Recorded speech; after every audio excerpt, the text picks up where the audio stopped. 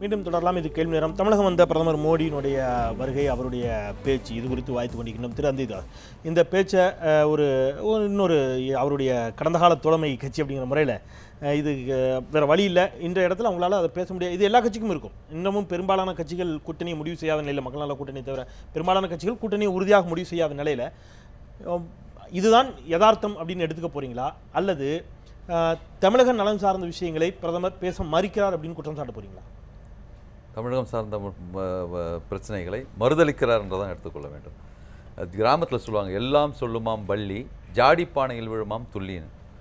கடந்த 2014 மே மாதம் 7ஆம் தேதி வண்டலூரில் பேசிய பேச்சு, திருச்சியிலே பேசிய பேச்சு என்ன என்று சொன்னால், வடக்கிலே எல்லையிலே ஒரு தீவிரவாதி வந்து நம்முடைய இராணுவ வீரனுடைய தலையை கொய்து கொண்டு போகிறான் என்று சொன்னால் அந்த பாகிஸ்தானுக்கு நம் மீது பயமில்லை.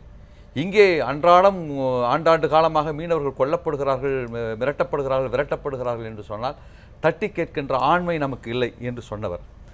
பிறகு அந்த விசைத்த அதாவது கைத்தறி வார நிகழ்ச்சிக்கு இங்கே வரும்பொழுது முதலமைச்சருக்கு உடல்நிலை சரியில்லை என்று சொன்னார்கள். ஆனால் விமான நிலையத்துக்கு போய் மோடி அவர்களை அழைக்கிறார்.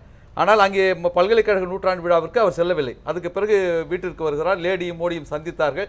அப்பொழுது வந்து இப்போ பத்திரிகையில் பிரபலமாக இருந்தால் இது லஞ்ச் டிப்ளமசியா அல்லது கர்டசி காலா, இந்த ப்ராசஸ் ஆஃப் அலையன்ஸா என்று சொன்னார்கள். பிஜேபியை பொறுத்தவரையில் எப்படியாவது கால் ஊன்ற வேண்டும் என்கின்ற அந்த சூழ்நிலையிலே அவர்களுக்கு ஏதாவது ஒரு ஊன்றுகோல் தேவைப்படுகின்ற ஒரு சூழ்நிலை ஏற்பட்டிருக்கிறது. ஏற்கனவே மத ரீதியாக தமிழ்நாட்டிலே கால் ஊன்றப்படாது என்று நினைத்து அதில் வந்து ஃபெயிலியர் ஆகிவிட்டார். எப்போ ஆண்டாண்டுகளும் மத ரீதியாக கடந்த நாடாளுமன்ற தேர்தலான்னு கேட்கிறேன், 2014 கேட்கிறேன். எப்போ காலங்காலமா தான் இருக்குது. இல்ல கடந்த நாடாளுமன்ற தேர்தலில் மத ரீதியாக இல்ல, நான் ஏன் கேள்விக்கிறேன், நீங்க எதை கேக்குறீங்கன்னு எனக்கு தெரியுது. மத ரீதியாக கால் ஊன்ற முயற்சிகளோடு கடந்த இனத்தை அழித்தது காங்கிரஸ் என்கிறதற்காக, அதை அழிக்க வேண்டும் என்பதற்காக ஒற்றை சிஎம்பியோடு தான் அவர்களோடு உடன்பாடு கொண்டோம். அதுக்காக அவருடைய இதெல்லாம் நாங்க ஆதரிக்கல. ஆக அது போயிடுச்சு. இரண்டாவது சரித்திர ரீதியாக நிற்க முடியுமான்னு பார்த்து ராஜேந்திர சோழனை வந்து துணைக்கு அழிச்சாங்க.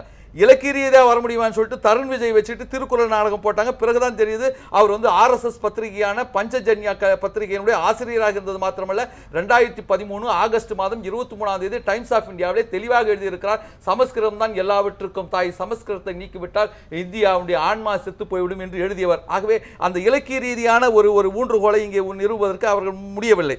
அதற்கு பிறகு ஜாதி ரீதியாக இங்கே கால் ஊன்றலாமா என்று நினைத்தார்கள். அதற்காகத்தான் தேவேந்திர குல வேளாளர்களை வந்து பட்டியல் ஜாதியிலிருந்து நீக்குவதற்காக இங்கே ஒரு மாநாடு போட்டு அந்த மாநாட்டிற்கு அமித்ஷா அவர்கள் வந்தார்கள். ஆக இந்த நிலைமையிலே தான் இங்கே வந்து இன்றைக்கு கோவையிலே பேசிய பேச்சு, ஒடுக்கப்பட்ட மக்களுக்கு நான் தான் பாதுகாவலர் என்பதை போல இன்றைக்கு பேசியிருப்பது தான் இன்றைக்கு வருத்தத்தை. இவர் சொன்னார், ஐயா சொன்னாரு, ராமசுப்ரமணிய ஐயா சொன்னாரு, வந்து அம்பேத்கருடைய பெயர் இருக்கும் வரை வந்து இது இடஒதுக்கீட்டுக்கு எந்த பிரச்சனையும் வராது, தலித்துக்கு எந்த ஒரு தலித்துக்கும் எந்த ஒரு கொடுமை நடக்காதுன்னு சொன்னார். ஜாதி கொடுமையினுடைய இன்னொரு சாட்சியாகத்தானே ரோஹித் வெமுலா அவர்கள் இருக்கிறார்கள். அவருக்கு வந்து அந்த 5 மாணவர்களும் குறிப்பிட்ட இடத்திற்கு போகக்கூடாது என்று சொன்னால் தீண்டாமை கொடுமை இன்றைக்கும் வேறு வடிவிலே தான் இருந்து கொண்டிருக்கிறது.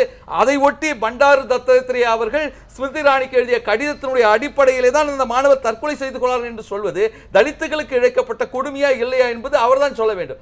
ஆக அந்த அடிப்படையிலே இன்றைக்கு நீங்கள் சொன்னதைப் போல ஏதோ ஒரு கூட்டணிக்கு வித்தாரம் எடுக்கின்ற வகையிலே தான் தமிழ்நாட்டில் இருக்கின்ற பிரச்சனைகளை அவர்கள் கண்டு கொள்ளவில்லை என்பது என்னுடைய முதல் கட்ட வாசல். திரு ராமசுப்ரமணியன் அவர் சொன்ன மாதிரி ரோஹித் வெமுலா தொடங்கி பல பிரச்சனை அம்பேத்கர் குறிப்பிட்ட பொழுது சென்னை IIT-யில் அம்பேத்கர் பெரியார் வாசகர் வட்டத்திற்கு கடுமையான எதிர்ப்பு ஏற்பட்டது. பெயரை எதிர்க்கிறார்கள் என்று முன்வைத்த பொழுது நாங்கள் அம்பேத்கரை எதிர்க்கவில்லை, பெரியாரை மட்டும்தான் எதிர்க்கிறோம் என்ற வாதம்லாம் வைக்கப்பட்டது. ஆனால் அங்கே அம்பேத்கருடைய பெயரில் இயங்கக்கூடிய அந்த அமைப்பிற்கு தான், ரோஹித் வெமுலா உள்ளிட்டவர்கள் இயங்கக்கூடிய அமைப்பிற்கு தான் பிரச்சனை, ABVP-க்கும் அவர்களுக்குமான பிரச்சனை, அவர் தற்கொலை வரை சென்றீர்கள் அப்படின்னு சொன்னால் அம்பேத்கருடைய கருத்துக்களை இவர்கள் முன்வைப்பதற்கான தார்மீக உரிமை இவர்களுக்கு இருக்கிறதா அப்படிங்கிற கேள்வியை தான் அவங்க தொடர்ந்து முன்வைக்கிறாங்க. ஒன்று, அவர் சொன்னார், நீங்கள் தேர்தல் பிரச்சாரத்தில் வருகின்ற பொழுது வைத்த வாதங்களில் எதையாவது ஒன்றை, தமிழகத்திற்கான வாதத்தில் குறைந்தபட்சம் ஏதாவது ஒன்றை நிறைவேற்றியிருக்கிறீர்களா? பாரதியாரை கொண்டு போய் சேர்த்தோம், திருவள்ளுவரை கொண்டு போய் சேர்த்தோம் என்ற வாதங்கள்லாம் வைக்கிறார்கள். பிரதமர் மோடி மிக தெளிவாக ஆங்கிலத்திலும் பேசக்கூடிய வல்லமை கொண்டவர் தான். ஆனால் தொடர்ச்சியாக ஆங்கிலத்தில் கேட்கப்படக்கூடிய கேள்விகளுக்கு கூட அவர் ஹிந்தியில் தான் பதில் சொல்லுகிறார். தமிழ்நாட்டில் ஹிந்தி எதிர்ப்பு மிக தீவிரமாக காலூன்றி இருக்கக்கூடிய தமிழகத்தில் அவர் இன்றைக்கும் ஹிந்தியில் தான் பேசுகிறார், ஆங்கிலத்தில் பேசவில்லை என்று சொன்னால் இது என்ன மாதிரியான பார்வை சார்? முதல்ல இந்த அம்பேத்கரை பற்றி பேசும்போது, அதுவும் ரோஹித் விமலாவை பற்றி அவர் பேசி கொண்டிருக்கின்றார். அவர் ரோஹித் விமலா என்பவர் அவர் ஒரு SCA கிடையாது. ஸோ ஆகவே அதனால் நான் இங்கே மறுபடியும் பதிவு செய்ய விரும்புகின்றேன், ஒரு பெரிய ஸ்காலர், அவருக்கு இப்படிப்பட்ட முடிவு என்பது வந்திருக்கக்கூடாது. அவருடைய குடும்பத்திற்கு அனுதாபம் நான் பல இடத்துல சொல்லியிருக்கேன், அதே மறுபடியும் நான் சொல்லுகின்றேன். ஆகவே நீங்கள் வந்து அம்பேத்கர் எஸ்சி அந்த விமலாவுக்கு ஆன காரணமே தத்தாத்திரேயோட கடிதம் அப்படிங்கிறது அது ஒன்றுமே கிடையாது. இன்ஃபேக்ட் 19ஆம் தேதி வரக்கூடிய அந்த கேஸ் வந்துருந்துன்னா இவர் வந்து தான் வந்து ஒரு எஸ்சின்னு சொல்லி கொண்டிருந்தது வெளிப்படையாக அந்த கோர்ட்டுக்கே வெளிப்படை வந்துருக்கு. ரெண்டு விஷயம், அவர் எஸ்சி என்பது அல்ல பிரச்சனை, எஸ்சி அல்ல, அதனால பிரச்சனை அதுவும் இல்ல. அவர் அம்பேத்கரின் கொள்கைகளுக்கு இங்க இடமில்லைங்கிறார். அவர் எஸ்சி இல்லைங்கிறத அப்படிங்கிறத தாண்டி அம்பேத்கரின் கொள்கைகளை ஏற்றுக்கொண்டிருப்பவர் அப்படிங்கிற அடிப்படையில் வாதத்தில் வச்சா அம்பேத்கரின் கொள்கைகளுக்கு முரணானவர்கள் இவர்கள் அப்படிங்கிறது அவருடைய வாதமா இருக்கு. சார் முக்கியமான பாயிண்ட் என்ன, எங்களுக்கு பிஜேபிக்கு அடிப்படையானது நம்ம ஒரு மதர் ஆர்கனைசேஷன்னா ஆர்எஸ்எஸ் தான்.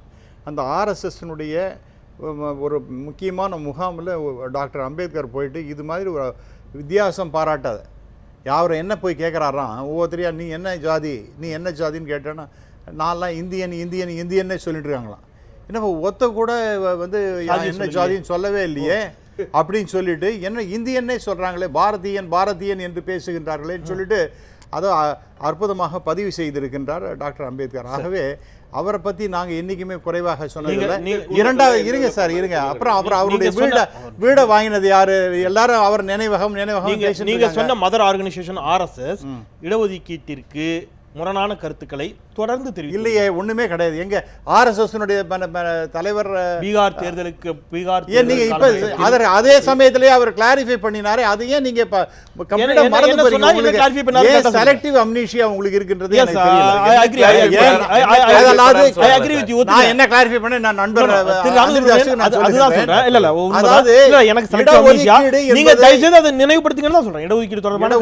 இடஒதுக்கீடு என்பது கட்டாயமாக இருக்கும் அப்படிங்கிற மாதிரி ஆர்எஸ்எஸ் தலைவர் கூறியிருக்கின்றார்.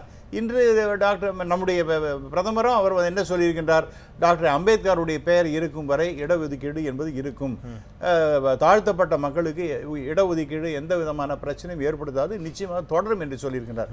அப்புறம் இந்த சமயத்தில் அமித்ஷா வந்து கலந்து கொண்ட மதுரையில் நடைபெற்ற தேவேந்திரகுல வேளாளர்களுடைய கூட்டமைப்பு தொடர்பான கருத்தரங்கில் இடஒதுக்கீட்டிற்கு முரணான கருத்துக்கள் தொடர்ந்து முன்வைக்கப்பட்டன. இல்லை நானே அந்த தேவேந்திரகுல வேளாளர் அந்த தலைவர் அந்த இயக்கத்தினுடைய தலைவர் இங்கே அவரோட டைரக்டர் பண்ண லைவ்ல பேசும்போது இதே மாதிரி கேள்வி கேட்டேன், அதெல்லாம் ஒண்ணுமே பேசணும்னு அவரே சொன்னார். ஆகவே நீங்க தயவுசெய்து உங்களுடைய